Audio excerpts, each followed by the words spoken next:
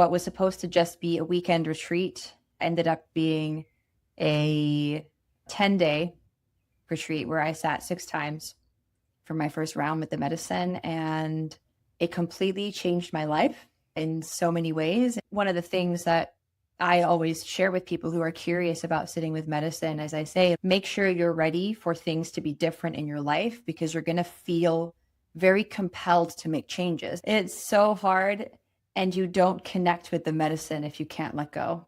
That's what's so funny about ayahuasca. Like, the people that need the medicine the most are the ones that have control issues. The ones that have control issues have the hardest time connecting to the medicine. And she really teaches you in the most frustrating way that surrender is required.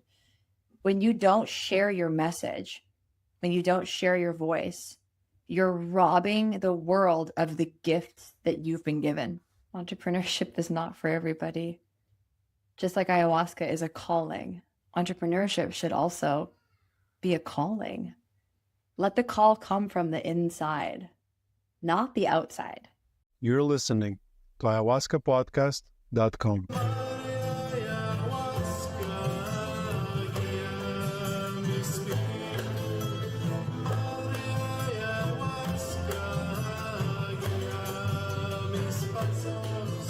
Hi guys, and welcome to Ayahuasca Podcast. As always, we're the host Sam Believ, and today I'm having a conversation with Jacquie Wortley.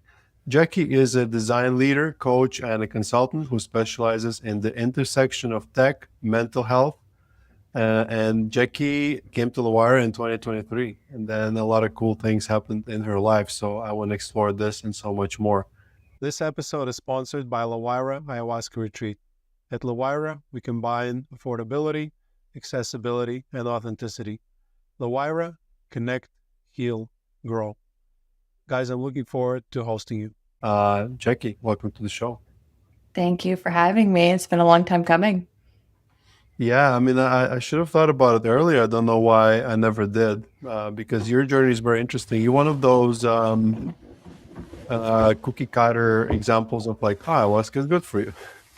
I have people that come and they come back a year later. It's like, yeah, I stopped drinking and I ran a marathon and I started the business and I wrote a book. And it's kind of, you had a somewhat similar journey in which ayahuasca was a catalyst for all those things to happen, because it was not just ayahuasca, you did the work. But before we get there, let's start with your journey. Tell us a little bit about yourself and what brought you to ayahuasca. Yeah, so originally I'm from Vancouver, Canada. I've been obsessed with travel my whole life. I lived in Australia. I was a tour guide in Asia. And I came back to Canada from being abroad for a while in 2016, where I was kind of coming face to face with a lot of difficulties in my family and that I've been running from for a very long time. I ended up moving from Vancouver to Toronto to, again, run away from these familial problems. Ended up finding a very fulfilling career in the technology space. And unfortunately also ended up in a relationship that was deeply unhealthy and caused a lot of trauma and pain in my life. When that relationship ended, I decided I wanted to become a digital nomad. COVID had other plans. It delayed me for a while, and I was actually meant to be spending the majority of my time in Asia, but I ended up in South America instead. And my first time in Colombia was in 2021, and I sort of fell in love with the country and the culture, and I just continued to return year after year. And on a visit in 2023, I actually had invited a close friend of mine out to visit me who was kind of going through a hard time. And I'd never sat ayahuasca before, but when she shared with me some of the challenges she was going through, I said, "Oh, you're in South America. Maybe you should consider sitting with ayahuasca." And she ended up finding Lawayra, went for a retreat, and shortly after she came back, I decided to go for myself. I knew I was ready. The calling came. And what was supposed to just be a weekend retreat ended up being a 10-day retreat where I sat 6 times for my first round with the medicine. And it completely changed my life in so many ways. And I actually went on to, you know, work with Sam a little bit and seeing some ways I could use my business skills to help Lawayra grow, because I really believed in giving people more access to the medicine and everything that Lawayra was doing. And medicine has continued to be a really big part of my life. I've returned to Lawayra.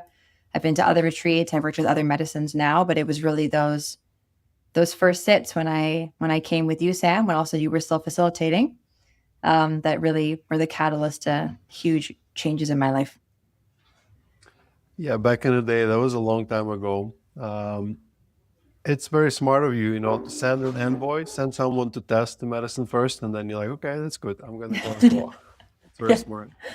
Then, yeah, Medellin does tend to be very addictive. I have a similar story. I came here once, and then I wanted to come again, and then I ended up living here now. So tell us about that journey. Obviously, your previous life, you had some addictions, as I believe, and like emotional turbulence. Tell us about that, and then like how was that change? Because people, you like to talk about the fact that ayahuasca is not that magic medicine. Of course, like if someone just listened to the first 4 minutes of this interview, it's like, okay, yeah, I'm gonna go drink ayahuasca. It's gonna take all my problems away. Let's educate people, like your journey. Yeah, ayahuasca is not a silver bullet. I had a challenging upbringing emotionally. I think from the outside, nobody would have assumed it, because I grew up very financially privileged and stable. I had two parents who definitely loved me very much, but there was issues in the house growing up with emotional availability, challenges around alcohol, turbulence between my brother and my mom. My dad was away a lot on business in different continents.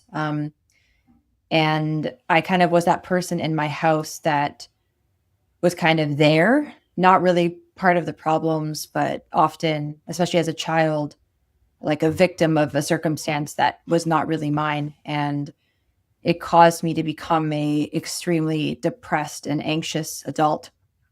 And throughout my 20s, I drank a lot of alcohol. Like I would probably drink 7 days a week, party aggressively on the weekends. I was using stimulant drugs like MDMA and cocaine. And I think it was something that I excused a lot, because I would say I was not an addict, but an excessive user.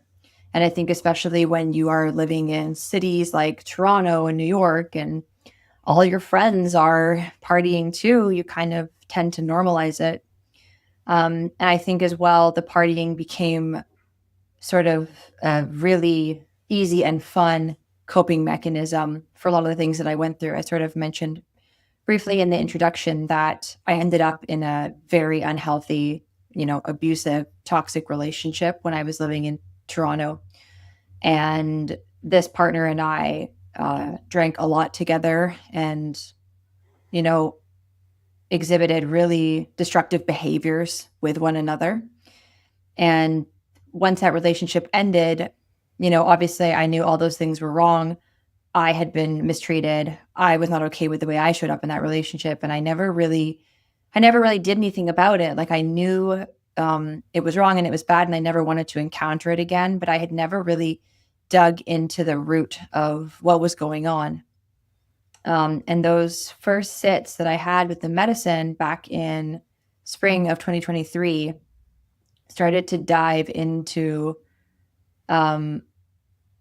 me really having never truly expressed or even looked at the pain, the anger, and the hate that I had in my body that I just kind of refused to look at for a long time. And as I began to kind of come out the other end of at least those early ceremonies, I knew one of the best, easiest, and most obvious answers for me was to change my relationship with substances. So after those initial sits, I completely stopped taking any type of stimulant drugs. I actually ended up sort of avoiding places and situations that they would be around me. And I think this is one of the things that I always share with people who are curious about sitting with medicine, as I say, like, make sure you're ready for things to be different in your life, because you're going to feel very compelled to make changes. Now, if you make them, that is up to you. But I think especially when you're fresh out of retreats, you kind of feel a pull of, okay, I actually want to do something about this. In terms of my relationship with alcohol, that took a lot longer to change. I sort of not fully went back into my old habits, but I was still drinking, I would say, for another solid year after that. And then I had, the more I sat with medicine, the less inclined I was to drink alcohol, to the point where now I very occasionally drink alcohol. I definitely have no more excessive use. I determined for me it wasn't necessary to go completely sober.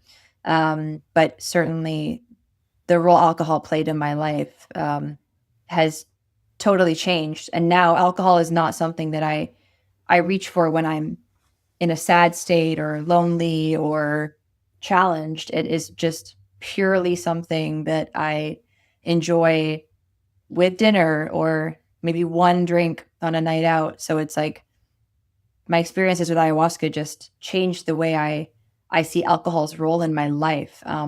But I will be frank, that wasn't easy, because I think, as often people learn after they sit with medicine, some of these changes that they want to make, the other people in their life are not going to understand why you want to make those changes.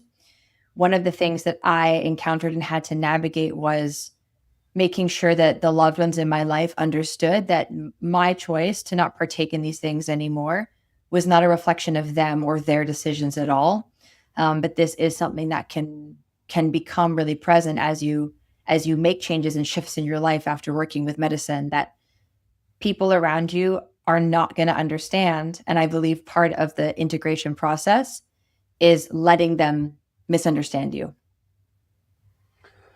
Thank you for sharing.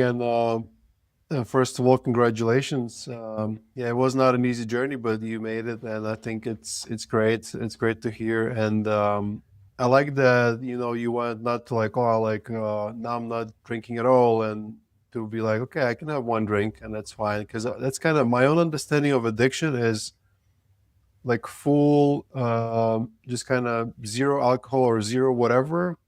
And if you engage in it, you fall back in again, then it's like you kind of still addicted, and you just, I think that the true proof of not having addiction is being able to engage with the substance or behavior a little bit and not fall into the old patterns, I think. But obviously it's not recommended for people that are, I mean, certain things are just like heroin, I would assume, or fentanyl, but I'm talking about like socially acceptable addictions.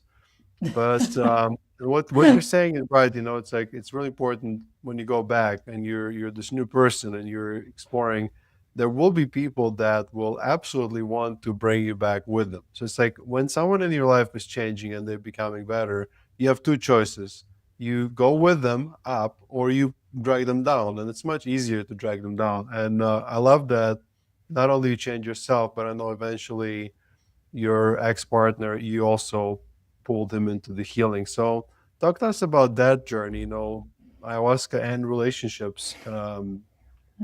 Because yeah, it's a hot topic. I've learned so much, Sam. I did so many things wrong. One of the best ways that one of my teachers described this process to me is that the spiritual awakening is like, it's like, imagine there's a sleeping baby, and that sleeping baby is your partner, your brother, your best friend, and you've just woken up. And then you see them and you're like, I want them to wake up too. I want them to wake up too. I'm going to go wake them up. But I mean, you have multiple children. You understand. You don't wake a sleeping baby. When you wake a sleeping baby, the baby is pissed. The baby does not want to be woken up. We need to let babies wake up on their own, no matter how much we want to see them. And we want to see them, be in this world with us. And the mistake that I made with my previous partner was I woke up the baby and tried to push and force medicine use when he wasn't yet called. And it caused a lot of rift in our relationship. It caused a lot of disconnect.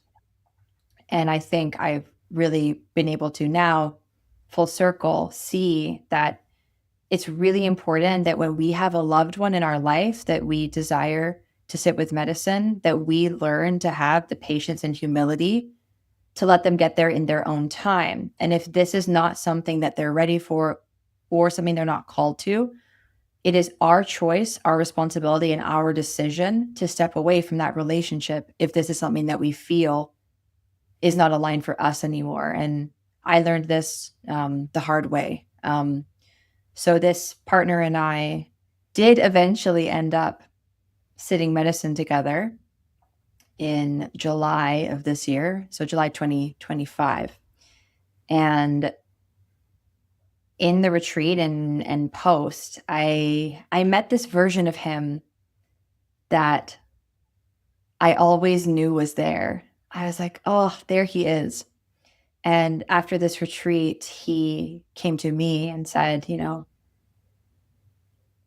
like, let's do it. Let's date again. We were broken up at that point. And I was really excited. Like, this had been like the moment I was waiting for.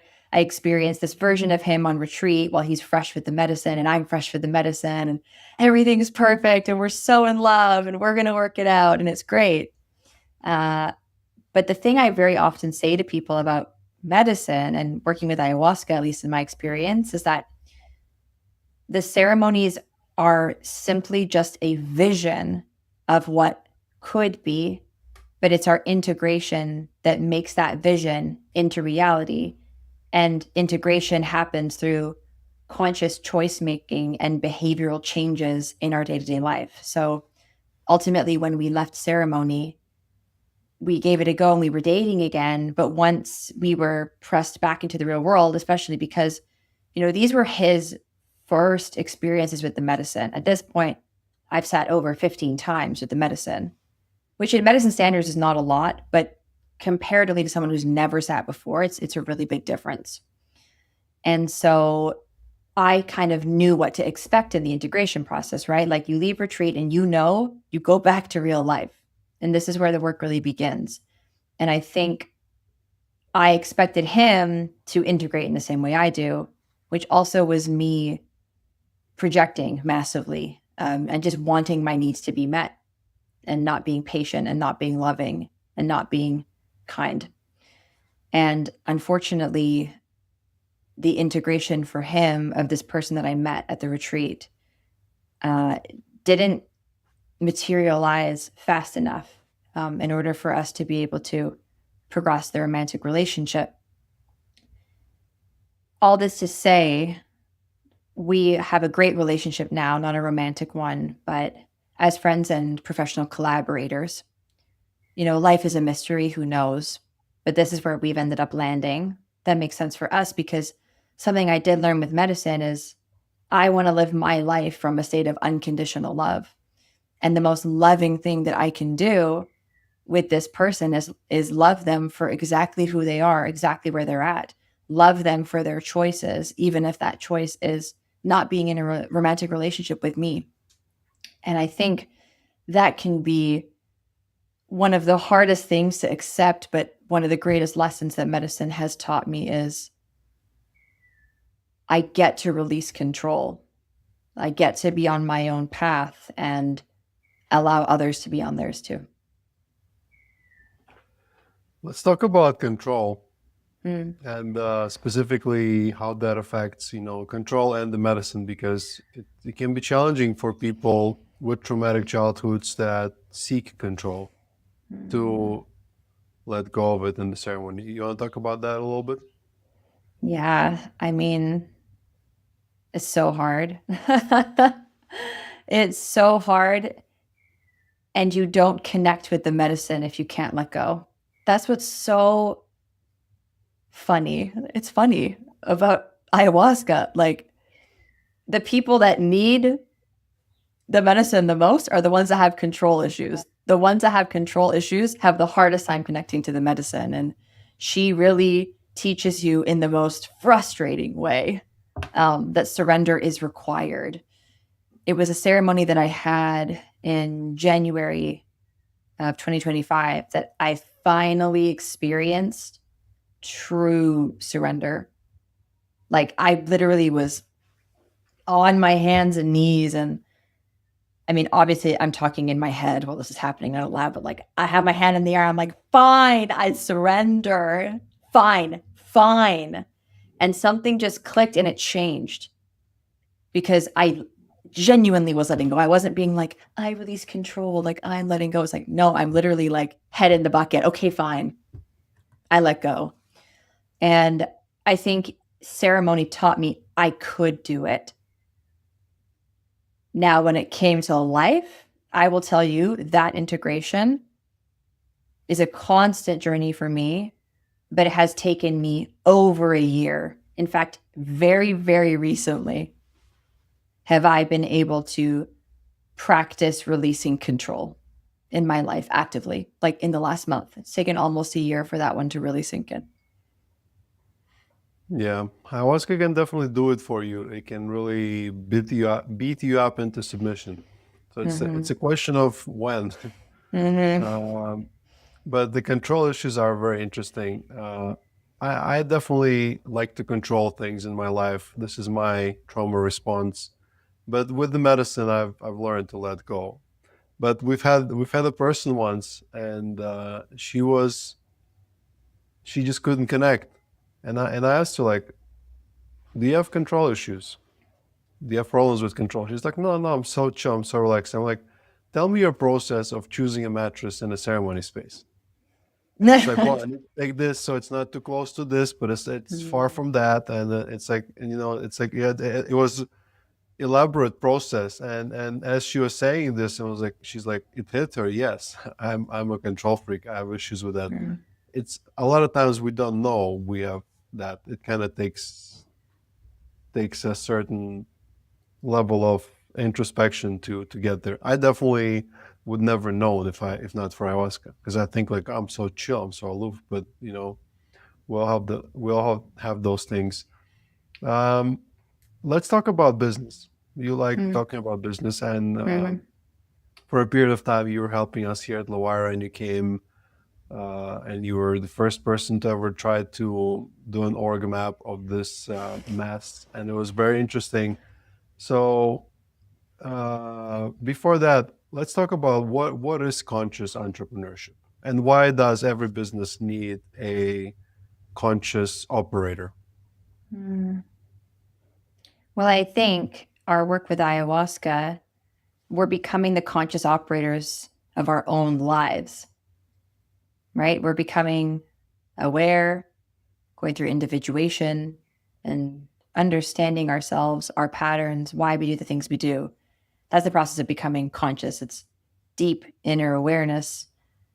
And then when we have inner awareness, we can have more effective outer awareness. And I think that's where it can come into our business, right? Because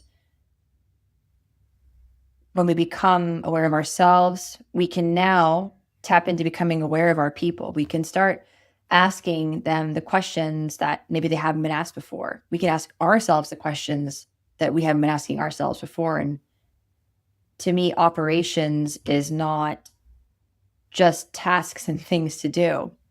It's funny because I'm finding myself transitioning away from this title of a COO, because I think it actually undervalues what a conscious operation is. It's looking at our entire business way, way, way zoomed out and saying, okay, how do these things connect? Is that person happy? Do I need to fire somebody? How do I feel about that? Do I have the capacity to even communicate that compassionately? Am I ready to make a hard decision? These are the things I think we shy away from often because it's uncomfortable. But I think, and I'm sure you would agree with this, Sam. I mean, ayahuasca is a great way to learn about yourself. But I think being an entrepreneur is arguably even harder because it's right in your face every single day. Your patterns show up in the way you run your business every day. And that is where I believe conscious operations is different, because it's thinking about how we grow businesses from a lens of deep inner self-awareness and how we as leaders show up in the businesses we create and the work that we do.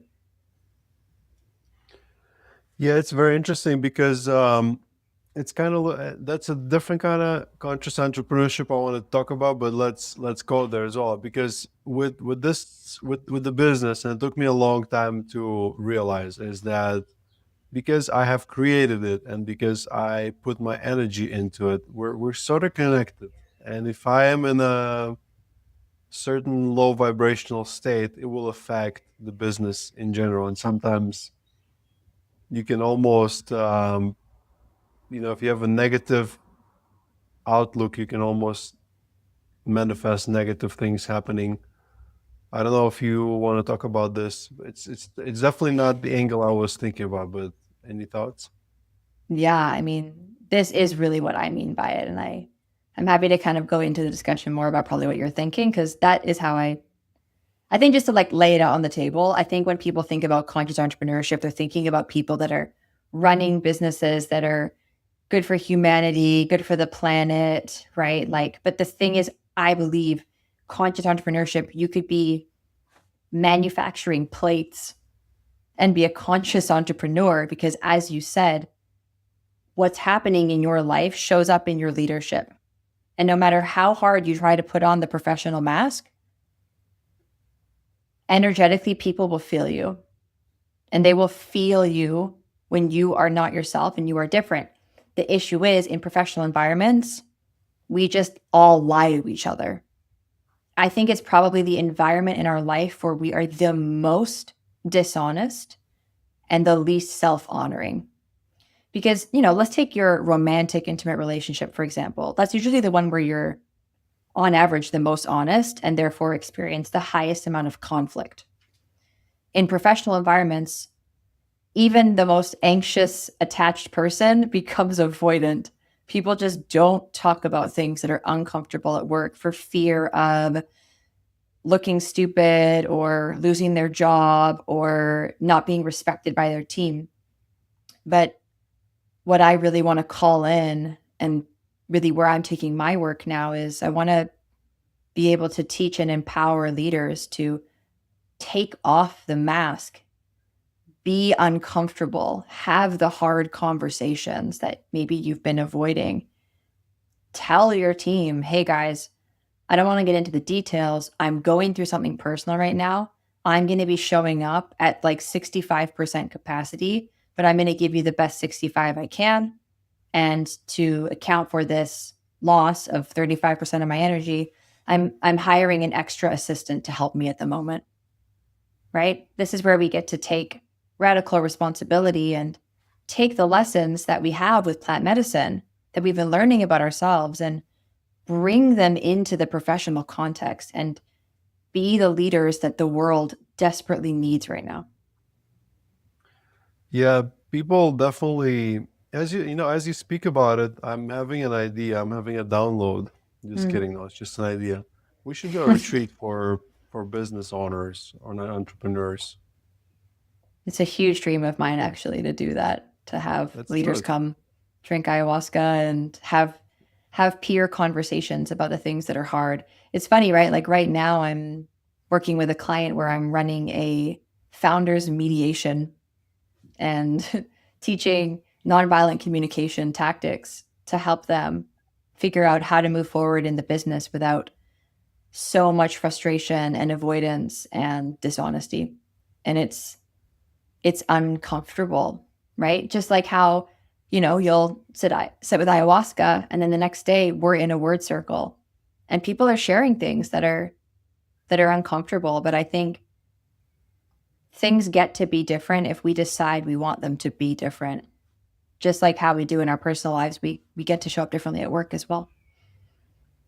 This episode is sponsored by Lawayra Ayahuasca Retreat. Most of you know Lawayra if you've been listening to this podcast for a while. Some of you might have already been to Lawayra before. For those who don't know us yet, we started Lawayra 4 years ago. At Lawayra, we combine authenticity, accessibility, and affordability. Lawayra is currently highest rated ayahuasca retreat in South America with more than 700 5-star reviews and an average rating of 5 stars. If you come to Lawayra, you'll experience powerful, authentic ceremonies led by our indigenous shaman, Fernando, in a very beautiful venue just 1 hour south of Medellin, Colombia. We're surrounded by nature and have comforts like hot water, Wi-Fi. At Lawayra, our team has guided more than 2,500 people through this life-changing transformation of ayahuasca experience. At the same time, we keep it very affordable. So whether you're coming for healing, clarity, or a deeper connection to yourself, Lawayra is the best choice. If it is your first time drinking ayahuasca, you will love our 3.5-hour preparation course and integration support. All of that is included in price, as well as pickup from Medellin, accommodation, and ayahuasca. Visit lawayra.com to book your retreat or learn more. Lawayra, connect, heal, grow. LAWAYRA.com. How about we do a retreat for entrepreneurs, business owners, and managers, and then instead of just word circle every time, there one will be a word circle. We talk about yourself, and then there will be another one. Will be we're just more of a mastermind, and then you can talk about work and kind of get creativity from ayahuasca to fix your businesses. I love that idea. And, the thing I'm learning in my work is that most business issues are communication and interpersonal issues. Yeah, it's all relational at the end of the day. Even something related to sales could have actually been a relational problem, because you could have a sales rep who was like your number one person, and now they've got things going on in their own life. They're not showing up well. They're never going to tell you that because they're your number one salesperson. And all of a sudden sales are going down, and you're like, why? But nobody can talk about it. So then maybe you just fire them and you get someone else who never would have been as good as them. Maybe they just need to be supported. Yeah, it's been really cool to navigate. And funnily enough, I was just the other week at an AI conference. It was probably 85% men. And one of the interesting things that I felt an inner calling towards is basically bringing feminine leadership approaches, more soft skills, right, to masculine business environments. Because, I think that the pressure that men face to show up as I have all my shit together at work, right? I think if a woman cries at work, it's socially unacceptable, but forgiven. If a man cries at work, how would people react? Is there even space for that? Well, I can talk about myself, and at my work, men are allowed to cry. Well, of course, you're on an ayahuasca retreat and you're a conscious entrepreneur. And I might have cried in the word circle a couple of times myself. And people seem to accept it. So, but yeah, it is definitely challenging. There's a lot of we've been programmed to be a certain way. And recently, last few months of 2025 were really challenging for me because I'm sort of also going through similar thing you went through, which is like, are we together? Are we not together? And it's been really challenging. I have no idea what I would do without ayahuasca, because I have ayahuasca and it was great help. But yeah, I was not showing up. Like, I had a conversation. One of the volunteers told my general manager that they were expecting to see me and talk to me, and I'm like, I'm not there. And I'm like, no, I'm normally always best buddies with my team, but I'm just not available because I don't have time. So I had to talk to them and say yeah, I'm going through this stuff and it's really challenging. And I guess the understanding came from it, but it was not like an immediate thing, because you do first try to hide as much as you can. But also in this space, and with ayahuasca specifically, people will feel that you're not okay. Let's say patients or people that are drinking the medicine, if the team is not okay, they will feel. If there's any dynamics, they become extra super perceptive to that kind of stuff. So you can't really hide anything. And Yeah, but if for those who are listening, if you just happen to be like the idea of a retreat like this, do comment both on Spotify and on YouTube. Those are the comments that I would see, or just message me on Instagram. Because if it is a thing that people want, I would love it myself. Because I'd participate as just another business owner myself. I think it's really cool. Yeah, let's brainstorm this idea, Jackie. Maybe after the conversation. Do you have anything else you want to talk about in that in this topic? Yeah, I think it's maybe we could talk about like I think it'd be cool to talk about like how to know who you can open up to at work. That's a good one. Let's go there. Hmm. So something I've been exploring lately is, because I get asked a lot. I'm really open about my experiences with plant medicine. I'm really open about the stories from my past, especially because I'm really not attached to them anymore. So I have a whole different lens. But I have a lot of people asking me like, how did you do it? How did you feel so comfortable to talk about it? How on earth did you tell your colleagues, right, that you went and sat ayahuasca? And I think it's really dependent. So I think we can confidently say there are certain work environments where it's probably not going to be beneficial for you to say tell your boss. And I think you can feel it. Like I think you can feel when you work with people that are judgmental, that are not understanding, that are not open-minded. But everybody has a friend at work on average, right?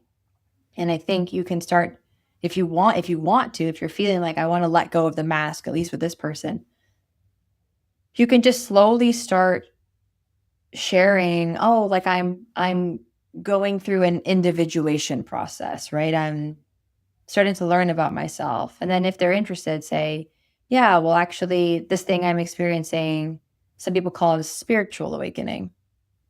And then it's just like you're temperature checking every time. Okay, they accepted spiritual awakening. Now maybe I tell them, well, actually, I went in, I worked with, ancestral medicine in Colombia, right? Oh, okay, that's connecting.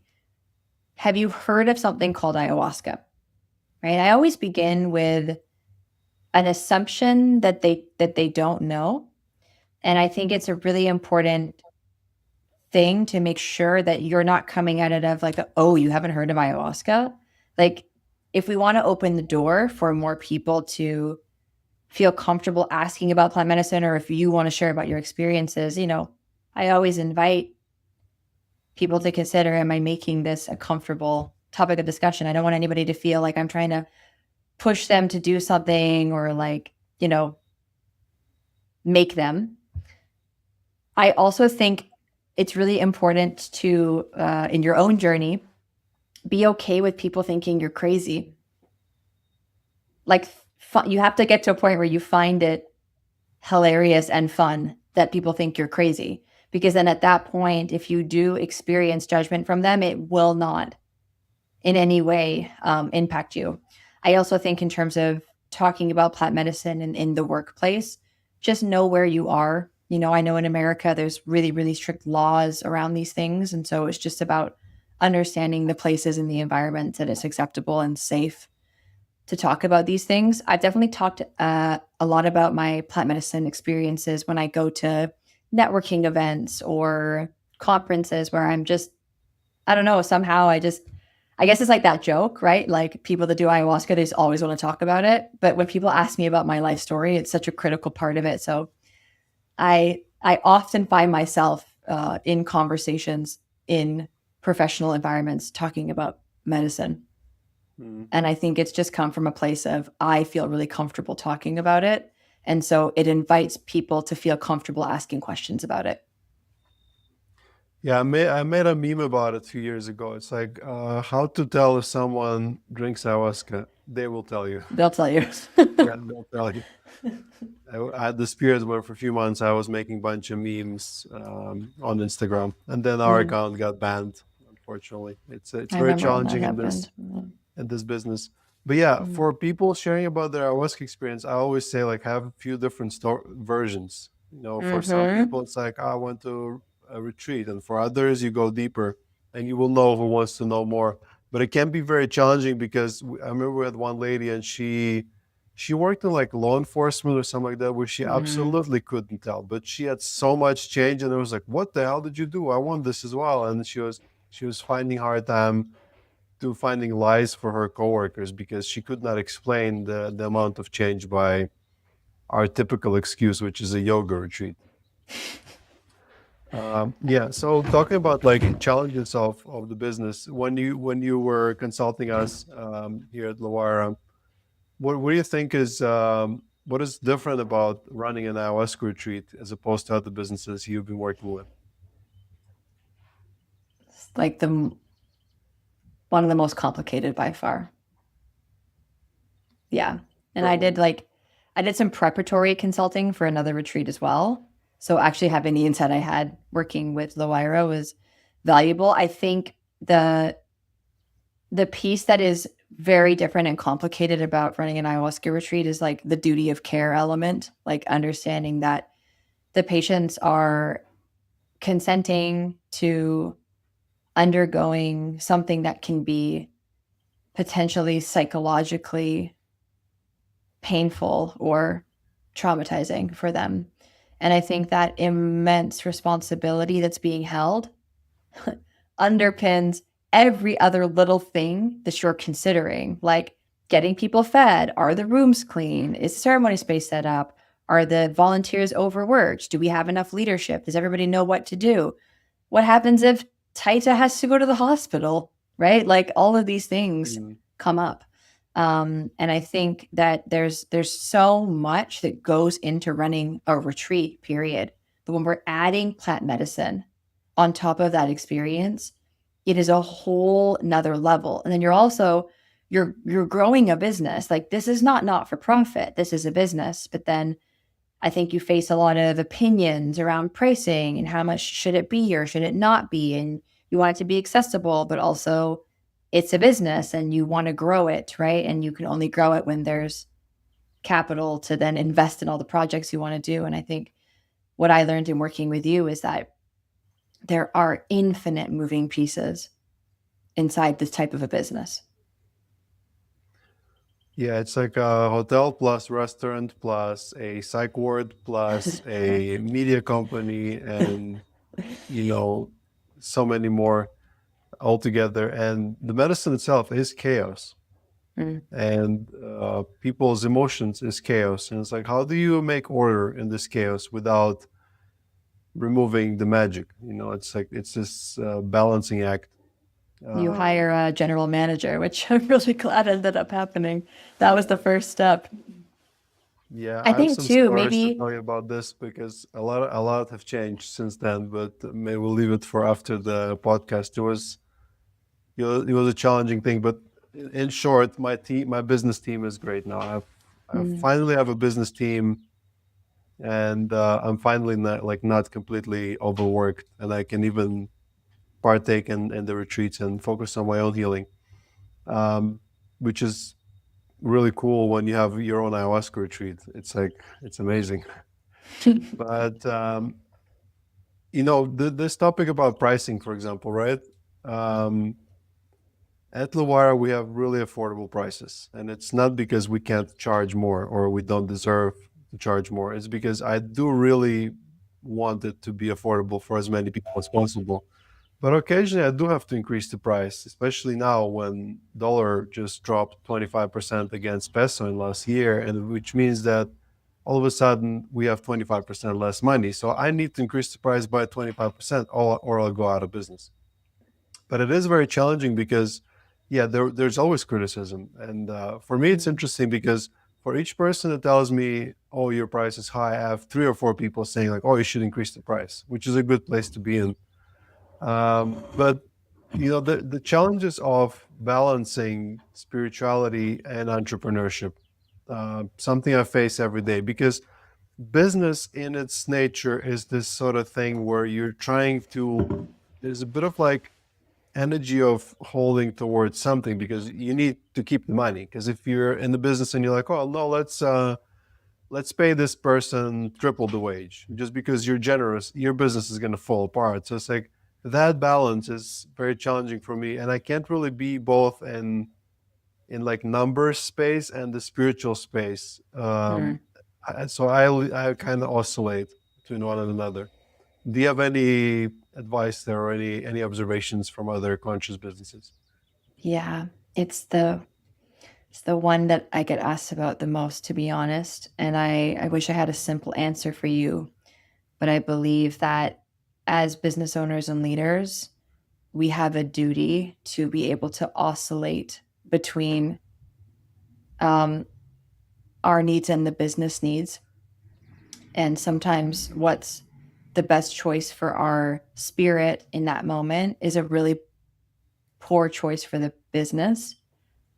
Or sometimes what's really, really good for the business can hurt our spirit. And that's where I believe there's an option, for example, to, we get to navigate difficult and hard situations, right? Like a price increase could feel difficult, but in the long run, right? I always like to remind my clients, let's come back to the vision and let's think big picture. So even to ask you, Sam, what is the vision for Lawayra?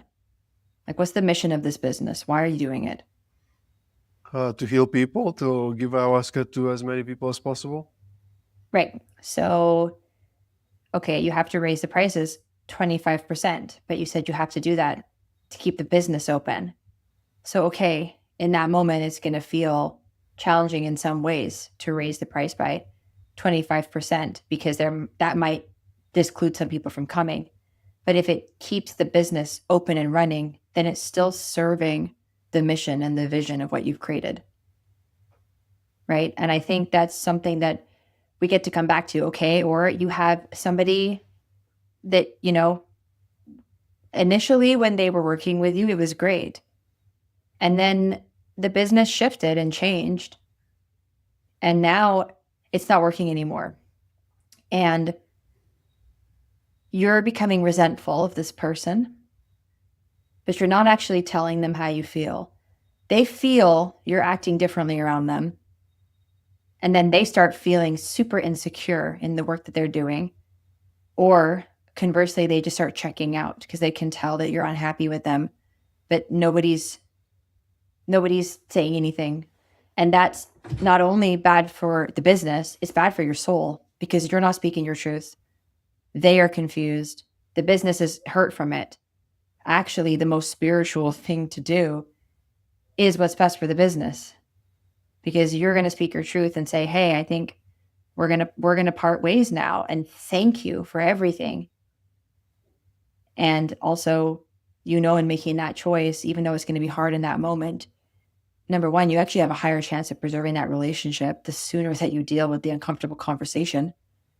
And number two, you're going to be able to then free up the space to bring in the right person that the business needs, again, to make sure that the vision and the mission comes into fruition. So I always invite leaders to really zoom out. And very often I'm observing with the clients I work with, it always comes back to, am I standing in my truth? Am I being authentic? Am I being honest? Yeah. Oh, definitely. It's doing there's a lot of difficult things you need to do, and sometimes it doesn't feel spiritual. So we had to fire some people recently, also connected to the fact that the economy of things, and and for me it was really difficult. And when I did it, people were like, how can you fire people? This is a spiritual place. This is a retreat, and there's all about love. And I was like, well, for me it's a simple choice of firing 5 people now or firing everyone a few months from now if we don't have the money, right?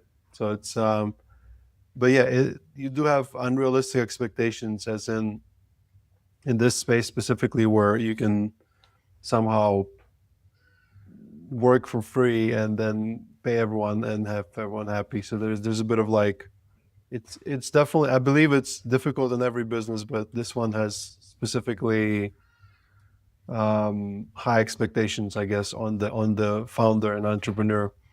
But I don't know if you want to talk about this, and also like talk about how difficult entrepreneurship is, and that maybe, it's unfair that society expects everyone to be an entrepreneur now. There's this new sort of fad. Hmm.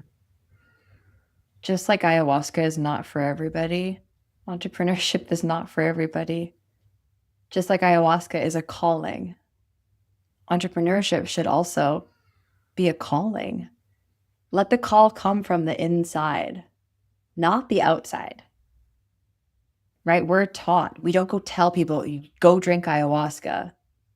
And as I shared from my story, when you do that, it doesn't really work. It's not a good idea. And I think the problem is that there's so much media now telling people to go be entrepreneurs. And it's been a really good path for me, but a very stressful and challenging one, rewarding, but destabilizing.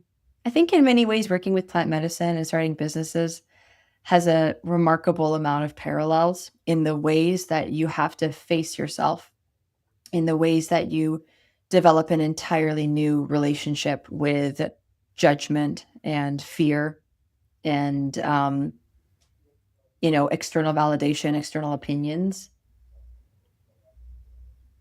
I believe if you have a vision that you are just dying to bring to the world, go for it.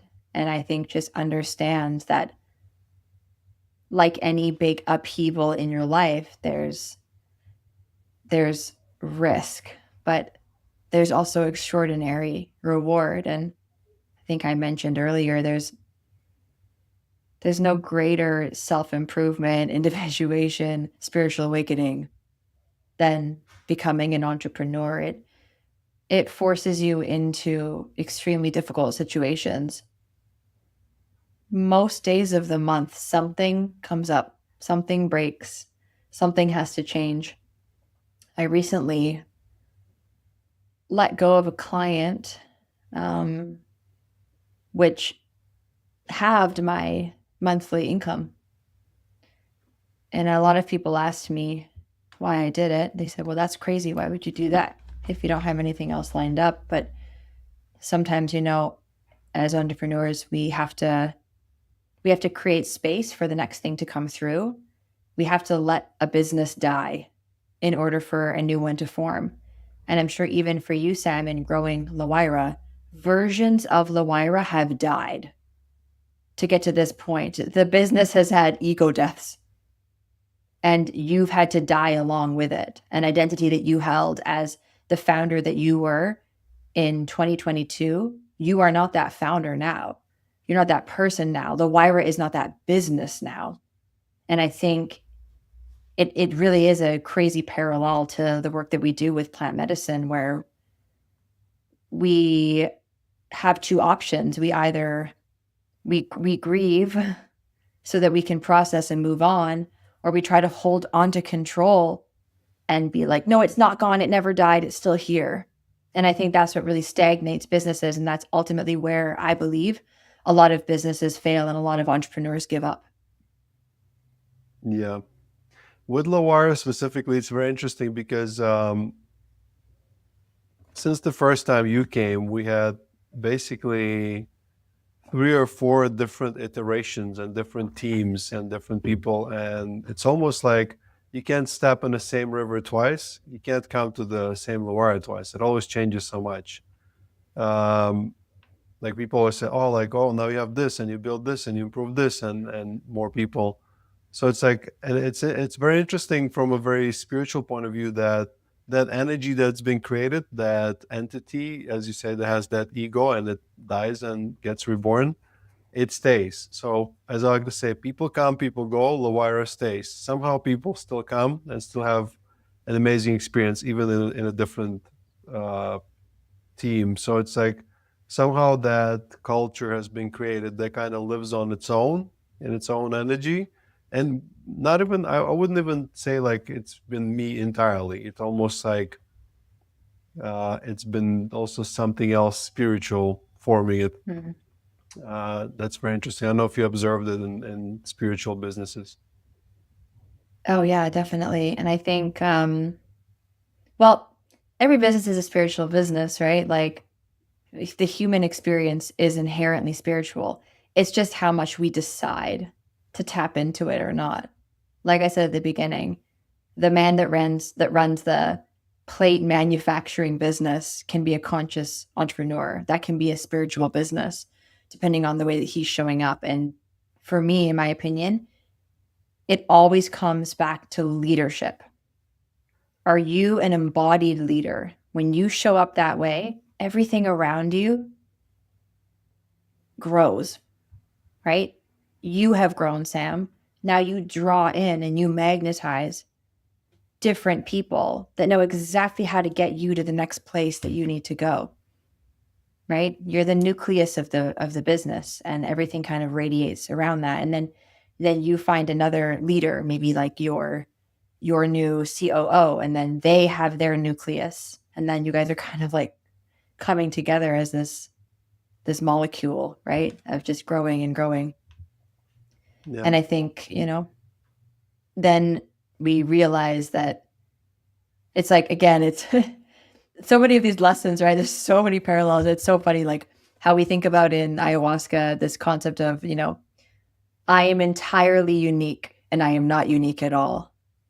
I am totally here with myself in this experience, and I have unity with everybody else around me. We're totally connected. That's growing a business.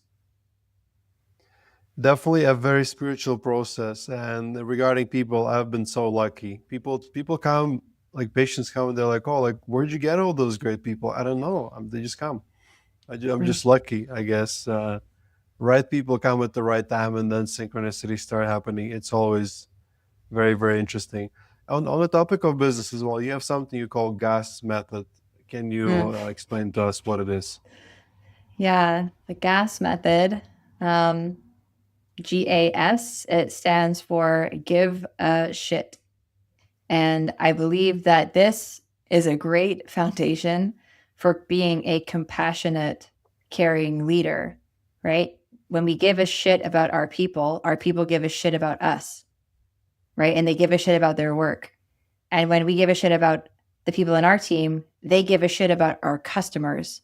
And then our customers give a shit about what it is that we're providing them. And I know it's a bit of a like crass, simplistic way to put it, but that is really often what it comes down to is like, where is the care?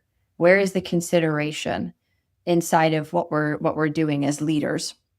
Because it begins with us. It's radical responsibility. Leadership is service. Leaders eat last, right? You are here to be in service of everyone else. You need to care about them personally.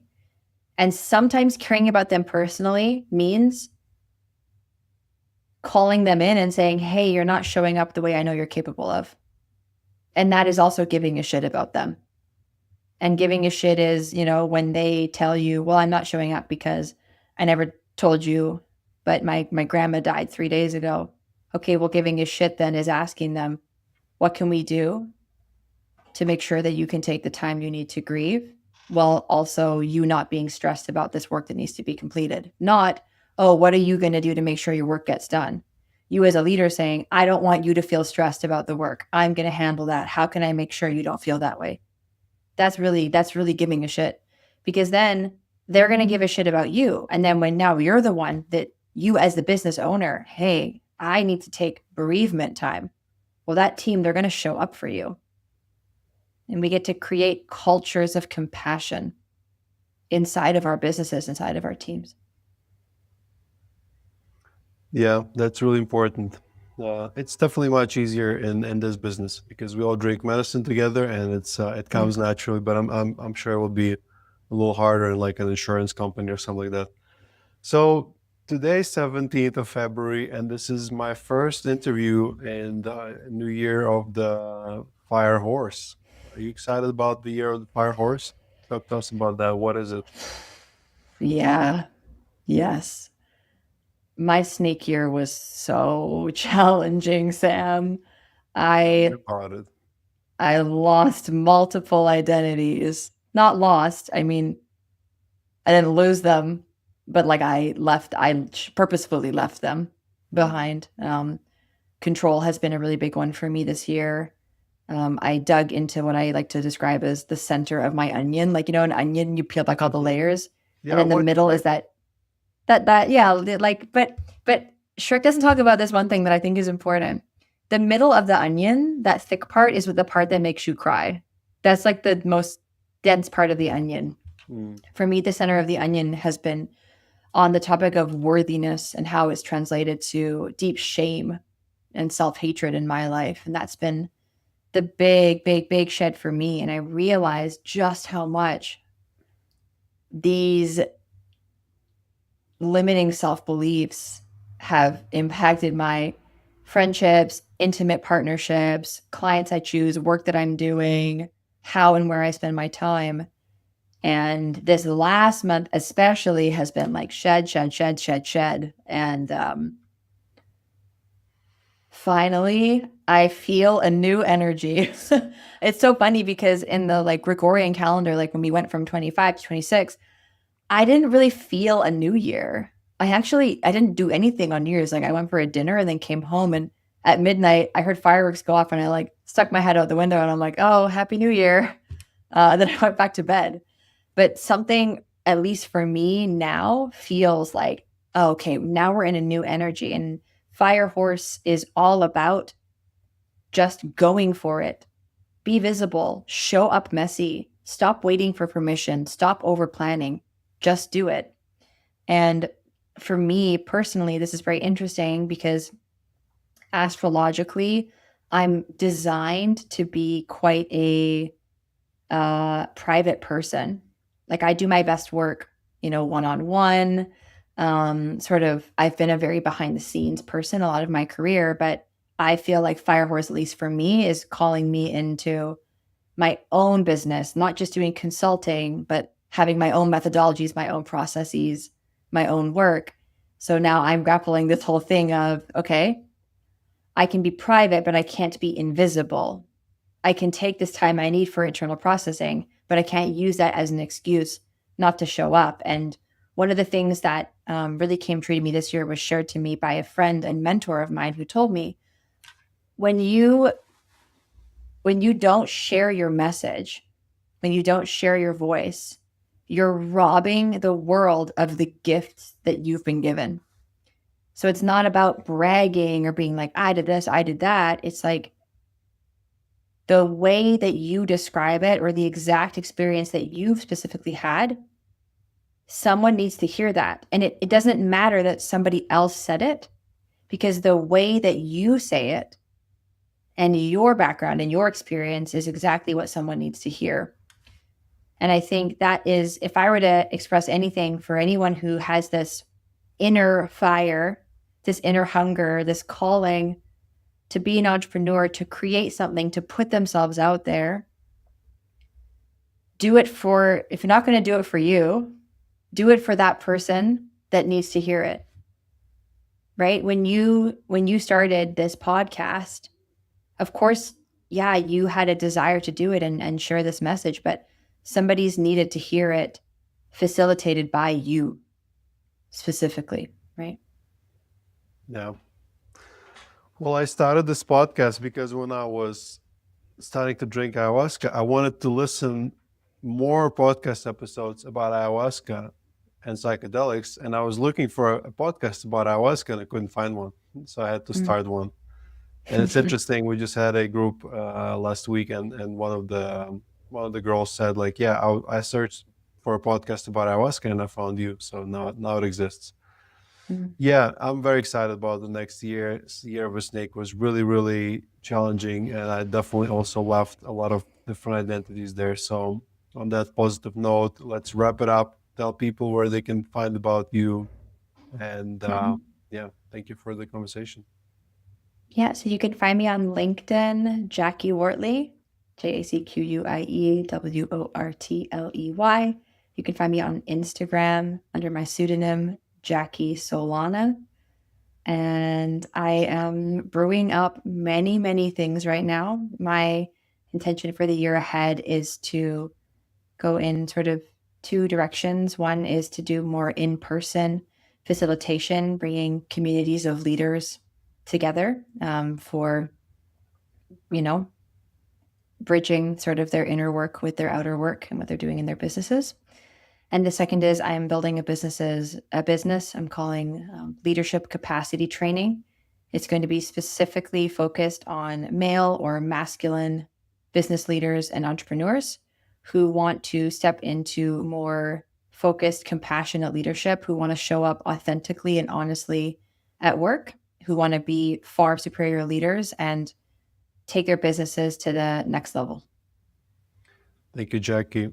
Thank you guys for listening. As always, we do the whole Sam Believ, and I'll see you in the next episode. I hope you enjoyed this episode. If you'd like to support us and psychedelic renaissance at large, please follow us and leave us a like wherever it is you're listening. Share this episode with someone who will benefit from this information.